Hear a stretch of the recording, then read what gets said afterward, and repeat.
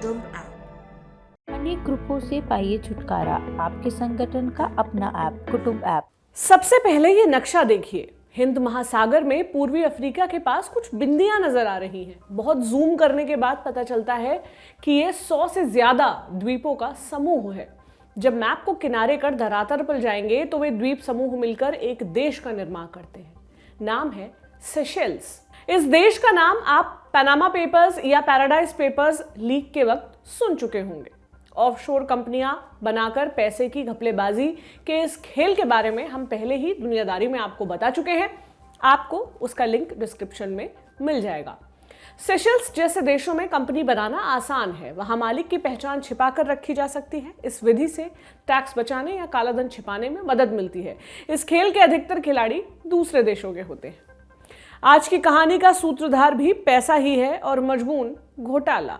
अंतर बस इतना है कि आज का किस्सा सेशेल्स के आंतरिक मसले से जुड़ा है। इस भ्रष्टाचार में पूर्व राष्ट्रपति से लेकर आर्मी कर्नल तक का नाम आया है। आज जानेंगे सेशेल्स का इतिहास क्या है, इस इतिहास के सबसे बड़े करप्शन स्कैंडल की कहानी क्या है और पूरे मामले में एक पादरी की क्या भूमिका है। नमस्ते, मेरा नाम प्रतीक्षा है और आप देख रहे हैं ललन टॉप का इंटरनेशनल प्रसंगों से जुड़ा डेली बुलेटिन दुनियादारी। पहले इतिहास की बात। आज का सेशेल्स एक समय तक गुमनाम द्वीपों का समूह हुआ करता था। इतिहासकारों का मानना है कि अरब नाविकों को इन द्वीपों के बारे में 7वीं 8वीं शताब्दी में ही पता चल चुका था। हालांकि उन्होंने कभी इसे एक्सप्लोर नहीं किया। 15वीं शताब्दी में यूरोप में एज ऑफ डिस्कवरी का युग शुरू हुआ। यूरोप के देश कई नई जमीनें तलाशने लगे। 1498 में पुर्तगाली नाविक वास्को डी गामा भारत पहुंचा। वो भारत तक पहुंचने वाला पहला यूरोपियन बना। भारत की खोज के बाद यूरोप से व्यापार का सिलसिला शुरू हो गया। वास्को डी गामा कई बार भारत आया। ऐसे ही एक यात्रा के दौरान उसे हिंद महासागर में द्वीप दिखे, लेकिन उसे इन पर कब्जा करने में कोई दिलचस्पी नहीं थी। वास्को डी गामा के निकलने के लगभग 100 बरस बाद ब्रिटेन का आगमन हुआ। 1609 में एक ब्रिटिश ईस्ट इंडिया कंपनी का जहाज कुछ समय के लिए ठहरा था। हालांकि वे भी इसे नजरअंदाज कर आगे बढ़ गए। गुमनामी का यह सिलसिला 1742 तक चला। उस साल फ्रेंच नाविक लजारे पिको के कदम एक द्वीप पर पड़े। वो यहाँ की खूबसूरती देखकर अवाक रह गया। उसके मुंह से निकला अद्भुत। पिको ने अपने संरक्षक और मॉरिशस के गवर्नर माहे डे ला बदूने के नाम पर द्वीप को माहे का नाम दिया। 1756 में यह नाम बदल दिया गया। उस समय फ्रांस में लुई 15वें का शासन चल रहा था। उसके दरबार में वित्त मंत्री था जॉन मोरे डे सेशेल्स। उसके सम्मान में द्वीप को आइल डे सेशेल्स कहा गया। यही आगे चलकर सेशेल्स बना। फ्रांस ने 1770 में पहली कॉलोनी बसाई। वो 15 गोरों, 8 अफ्रीकन और 5 भारतीयों को लेकर पहुंचा था। फ्रांस सेशेल्स में मसालों की खेती करना चाहता था, इसलिए उन्होंने अफ्रीकी महाद्वीप से गुलामों का आयात किया। जब तक फ्रांस वहां सेटल हो पाता, उसके घर में आग लग चुकी थी। पहले फ्रेंच क्रांति और फिर नेपोलियन युद्ध ने उसकी कमर तोड़ दी थी। हिंद महासागर में ब्रिटेन की दिलचस्पी भी बढ़ चुकी थी। 1794 में उसने सेशेल्स पर नियंत्रण कर लिया। नेपोलियन युद्ध खत्म होने के बाद 1814 में पेरिस की संधि हुई। इसके तहत फ्रांस ने सेशेल्स को आधिकारिक तौर पर ब्रिटेन के हवाले कर दिया। 1835 में ब्रिटेन ने अपनी सभी कॉलोनियों में दास प्रथा पर रोक लगा दी। इसके बाद हजारों की संख्या में अश्वेत सेशेल्स पहुंचने लगे। ब्रिटिश शासन के दौरान सेशेल्स राजनीतिक कैदियों का जेल खाना बना। ब्रिटेन ने अपने नियंत्रण वाली कॉलोनियों से हजारों कैदियों को सेशेल्स में निर्वासित किया। ये लोग अपने साथ अपनी संस्कृति लेकर आए थे। इसने सेशेल्स को विविधता दी। सेकेंड वर्ल्ड वॉर तक ब्रिटेन ने दुनिया के अधिकतर हिस्सों में अपनी कॉलोनी स्थापित कर ली थी। वर्ल्ड वॉर खत्म होने के बाद यह स्थिति बदलने लगी। कॉलोनियों में आजादी की मांग तेजी से होने लगी थी। सेशेल्स भी इससे अछूता नहीं रहा। 1964 के साल में सेशेल्स में 2 राजनीतिक पार्टियां बनी। पहली पार्टी थी सेशेल्स डेमोक्रेटिक पार्टी, एसडीपी जिसका नाम था। एसडीपी के फाउंडर थे जेम्स मचाम।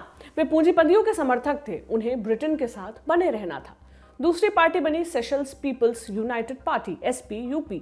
इसके फाउंडर थे फ्रांस एल्बर्ट रेन। वो ब्रिटेन से पूर्ण आजादी मांग रहे थे। बाद में दोनों पार्टियों ने मिलकर ब्रिटेन से अलग होने की मांग शुरू की। अंततः 29 जून 1976 को सेशेल्स ब्रिटेन से आजाद हो गया। एसडीपी के जेम्स मचाम राष्ट्रपति बने, जबकि एसपीयूपी के एल्बर्ट रेन को प्रधानमंत्री पद की शपथ दिलाई गई। हालांकि रेन इससे संतुष्ट नहीं थे। शपथ ग्रहण के एक बरस बाद की बात है। 5 जून 1977 तत्कालीन राष्ट्रपति मचाम लंदन की यात्रा पर गए थे। इधर उनकी कुर्सी पलट दी गई। ये तख्ता पलट काफी हद तक शांतिपूर्ण रहा था। पूरे प्रोसेस में सिर्फ 3 लोगों की मौत हुई थी और सत्ता बदल गई। अल्बर्ट रेन प्रधानमंत्री थे। उन्होंने कहा कि उन्हें तख्ता पलट की कोई जानकारी नहीं है। हालांकि उसी दिन उन्होंने राष्ट्रपति पद की शपथ ले ली। विरोधी नेता या तो सेशल्स छोड़कर भाग गए या उन्हें ठिकाने लगा दिया गया। राष्ट्रपति बनने के बाद रेन ने 2 बड़े बदलाव किए। उन्होंने पहले अपनी पार्टी का नाम बदला। एसपीयूपी अब सेशल्स पीपल्स प्रोग्रेसिव फ्रंट बन गई थी। रेन समाजवादी विचारधारा के थे। 1989 में उन्होंने सेशल्स में 1 पार्टी सिस्टम लागू कर दिया। सिर्फ एसपीएफएफ को ही मान्यता मिली थी। मतलब ये कि सिर्फ रेन की पार्टी चुनाव में खड़ी होती थी और 95% से अधिक वोट पाकर भी जीत जाती थी। यह सिस्टम 1991 तक चला। सोवियत संघ के विघटन के बाद समाजवादी विचारधारा थोड़ी कमजोर पड़ चुकी थी। बाहरी दबाव के बीच रेन ने पॉलिटिकल सिस्टम में ढील देने की मान ली। 1993 में सेशल्स में मल्टी पार्टी सिस्टम की शुरुआत हुई। हालांकि इससे रेन के कद पर कोई फर्क नहीं पड़ा। वो पहले की तरह सत्ता में बरकरार रहे। रेन 2004 तक राष्ट्रपति पद पर बने रहे। उनकी पार्टी का दबदबा 2020 तक बना रहा। 2019 में अल्बर्ट रेन की मौत हो गई। वो ताउम्र किंग मेकर की भूमिका में रहे। आज ये कहानी हम आपको क्यों सुना रहे हैं? दरअसल एल्बर्ट रेन के शासन में हुए पुराने पाप अब खुलकर सामने आ रहे हैं। 2002 में सेशल्स भारी आर्थिक संकट का सामना कर रहा था। उसके पास विदेशी मुद्रा भंडार की कमी हो गई थी। इसके चलते बुनियादी चीजों का आयात नहीं हो रहा था। जनता भूखों मरने की कगार पर पहुंच चुकी थी। तब यूएई ने सेशल्स को $5 करोड़ की मदद भेजी थी। आज के समय में इसे कन्वर्ट किया जाए तो ये रकम लगभग 400 करोड़ रुपए होगी। ये रकम आई थी आम जनता के लिए, मगर कभी उन तक पहुंच नहीं सकी। यूएई ने पैसा सेशल्स मार्केटिंग बोर्ड यानी एसएमबी के खाते में भेजा था ताकि उससे खाने के सामानों का आयात किया जा सके। उस समय एसएमबी के डायरेक्टर थे मुकेश वल्लभ जी। मुकेश वल्लभ जी ने अपनी पत्नी के साथ मिलकर उन पैसों को दूसरे अकाउंट्स में ट्रांसफर कर दिया। फिर उन पैसों से विदेश में होटल और लग्जरी के सामान खरीदे गए। लंबे समय तक इस घोटाले की बात छिपी रही। फिर एक पादरी और राजनेता वेवल राम कलावन ने इसको चुनावी मुद्दा बनाना शुरू किया। राम कलावन 1998 से राष्ट्रपति चुनाव में खड़े हो रहे थे, लेकिन 5 चुनावों में लगातार उनकी हार हुई। हालांकि 2017 में उनके जोर देने के बाद सरकार ने 400 करोड़ के चंदे की जांच शुरू की। अक्टूबर 2020 में सेशल्स में फिर से चुनाव हुए। इस चुनाव में राम कलावन जीत गए। छठे प्रयास में उन्हें सफलता मिली थी। उनकी जीत के बाद चंदे वाले मामले की जांच तेज हुई।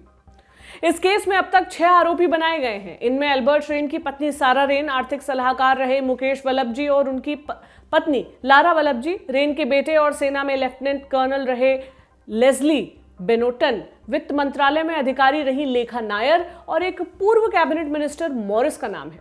छापेमारी में मुकेश वल्लभ जी के घर में भारी मात्रा में हथियार भी बरामद हुए। इसके चलते उनके ऊपर आतंक से जुड़ी धाराएं भी लगाई गई। इस मामले में नया क्या हुआ है? 7 जनवरी 2022 को सेशल्स की सुप्रीम कोर्ट ने सारा रेन की जमानत याचिका खारिज कर दी। सारा ने जमानत की रकम घटाने की मांग की थी। सारा के ऊपर मनी लॉन्ड्रिंग और संपत्ति की जानकारी छिपाने के आरोप हैं। जमानत के लिए उन्हें 15 करोड़ रुपए भरने के लिए कहा गया है। कोर्ट ने मुकेश वल्लभ जी और उनकी पत्नी की मेडिकल मदद से जुड़ी याचिका मान ली। उन्होंने जेल के अधिकारियों को उनकी देखभाल का आदेश सुनाया। 7 जनवरी की सुनवाई के दौरान कोर्ट में 2 आरोपी ही मौजूद थे। बाकी के 4 आरोपी 14 जनवरी को अदालत में पेश होंगे। सेशल्स की जनता को उम्मीद है कि चंदे में मिले पैसों का कुछ हिस्सा अभी भी लौट सकता है। जांच अधिकारी भी ये दावा करते हैं। अगर उनका पता चल जाए तो उनका उचित इस्तेमाल किया जा सकता है। 20 बरस बाद क्या न्याय हो पाएगा, ये देखने वाली बात होगी। ये था हमारा आज का बड़ी खबर सेगमेंट। अब आपको ले चलते हैं विदेशी मीडिया में छपी सुर्खियों की तरफ। 12 जनवरी 2022 के दिन अंतर्राष्ट्रीय अखबारों और न्यूज पोर्टल्स में क्या क्या खास छपा। आज की एक बड़ी सुर्खी एक चूहे की मौत से जुड़ी थी। इस चूहे का नाम था मगावा। उसकी उम्र 8 साल थी। मगावा ने कंबोडिया में 100 से अधिक लैंडमाइंस को खोजा था। इस वजह से कई आम जिंदगियां बचा ली गई। 5 साल की सेवा के बाद जून 2021 में मगावा को रिटायर कर दिया गया। तब से एक चैरिटी उसकी देखभाल कर रही थी। कंबोडिया लंबे समय तक सिविल वॉर से परेशान रहा। सिविल वॉर के दौरान बिछाई गई लैंडमाइंस आज भी मौतों का कारण बन रही हैं। इसी 10 जनवरी को लैंडमाइंस हटाने आए 3 लोग विस्फोट के चलते मारे गए। पूरा आंकड़ा हजारों में है। इन मौतों को रोकने के लिए अफ्रीकन चूहों को काम में लाया जाता है, उन्हें लैंडमाइंस पहचानने की ट्रेनिंग दी जाती है। इससे दुर्घटनाओं को रोकने में काफी मदद मिली है। मगावा का करियर इस मामले में बेमिसाल रहा। मगावा की मौत पर अल जजीरा ने सुर्खी लगाई, a hero is laid to rest, Cambodia's landmine sniffing rat dies, यानी एक नायक की अंतिम विदाई, लैंडमाइन सूंघने वाले चूहे की मौत हुई। बीबीसी, CNN, न्यूयॉर्क टाइम्स समेत कई मीडिया संस्थानों ने मगावा की मौत की खबर को प्रमुखता से जगह दी है। अगली सुर्खी नॉर्थ कोरिया से है। नॉर्थ कोरिया ने एक बार फिर हाइपरसोनिक मिसाइल का परीक्षण किया है। इस मौके पर किम जोंग उन भी मौजूद थे। 2 बरस में पहली बार है जब किम को मिसाइल टेस्ट के दौरान देखा गया। ब्लूमबर्ग ने सुर्खी लगाई, Kim Jong Un fires missile as he ignores Biden's call for talks, यानी बाइडेन की बातचीत की मांग दरकिनार किम जोंग उन का मिसाइल परीक्षण कार्यक्रम जारी। नॉर्थ कोरिया की सरकारी न्यूज एजेंसी KCNA ने लिखा, माननीय के कुशल नेतृत्व में हाइपरसोनिक मिसाइल का सफल परीक्षण किया गया। जानकारों की माने तो 2 साल बाद किसी मिसाइल टेस्टिंग में किम का आना दुनिया के लिए अच्छा संकेत नहीं है। इसका मतलब ये है कि नॉर्थ कोरिया हथियारों की रेस में काफी आगे बढ़ चुका है। आने वाले समय में और भी खतरनाक परीक्षणों की खबर आ सकती है। अब बात पड़ोसी पाकिस्तान की कर लेते हैं। पाकिस्तान के दिग्गज पत्रकार हामिद मीर ने अमेरिकी अखबार द वॉशिंगटन पोस्ट में एक ऑपेड लिखा है। सुर्खी है, why 2022 is shaping up to be a nightmare year for Imran Khan, यानी 2022 क्यों इमरान खान के लिए मुसीबत का साल बनने वाला है। इस आर्टिकल के अंदर क्या है, इसमें इमरान खान के सामने मौजूद चुनौतियों का जिक्र है, सवाल हैं, आशंकाएं हैं। मसलन, क्या इमरान खान पाकिस्तान की इकोनॉमी को ढहने से बचा पाएंगे? दूसरा सवाल पाकिस्तान आर्मी से मिल रहे सपोर्ट में कमी से जुड़ा है। इसके अलावा तालिबान के साथ बॉर्डर की घेराबंदी को लेकर चल रहा झगड़ा हो या ISI चीफ की नियुक्ति या कैबिनेट में निरंतर फेरबदल का मसला, इमरान खान कई मोर्चे पर घिरे हुए हैं। घरेलू मोर्चे पर बढ़ती महंगाई ने आम जनता का मोहभंग कर दिया है। अगले साल पाकिस्तान में चुनाव होने वाले हैं। तब तक इमरान खान कुर्सी पर बरकरार रह पाएंगे या नहीं, ये देखने वाली बात होगी। अगली सुर्खी ब्रिटेन से है। वहां प्रधानमंत्री बोरिस जॉनसन पार्टियों के खुलासे से परेशान चल रहे हैं। मई 2020 में ब्रिटेन कोरोना की पहली लहर से जूझ रहा था। देश भर में लॉकडाउन लगा था। लोगों को कोविड प्रोटोकॉल्स का पालन करने के लिए कहा जा रहा था। उसी दौर में ब्रिटिश PM अपने घर और दफ्तर में पार्टी कर रहे थे। हाल ही में लीक हुए एक ईमेल से इस बारे में पता चला है। उस पार्टी में 100 से अधिक लोग शामिल हुए थे। इस खुलासे के बाद ब्रिटेन में बवाल मचा है। सांसद प्रधानमंत्री से जवाब मांग रहे हैं, कुछ तो उन्हें इस्तीफा देने के लिए भी कह रहे हैं। ब्रिटिश अखबार गार्डियन ने सुर्खी लगाई है, furious stories pile pressure on Boris Johnson over no 10 parties. दफ्तर की पार्टियों को लेकर साथी सांसदों ने बोरिस जॉनसन पर दबाव बढ़ाया। डेली मेल ने इसे अपने पहले पन्ने पर छापा है, is the party over for PM, क्या प्रधानमंत्री का खेल खत्म हो चुका है? डेली मेल ने बोरिस जॉनसन को माफी मांगने के लिए भी कहा है और भी ब्रिटिश अखबारों ने प्रधानमंत्री को जमकर लताड़ लगाई है। इस लताड़ के बाद बोरिस जॉनसन प्रेस को पिंजरे में बंद करने के बारे में जरूर सोच रहे होंगे। क्या वो अपने ऊपर आया संकट टाल पाएंगे या उससे पहले उनकी कुर्सी चली जाएगी? इस मसले पर हमारी नजर बनी रहेगी। आप बने रहें लल्लन टॉप के साथ। आज का दुनियादारी यहीं पर समाप्त होता है। कल आपसे फिर मुलाकात होगी। शुक्रिया, शुभ रात्रि।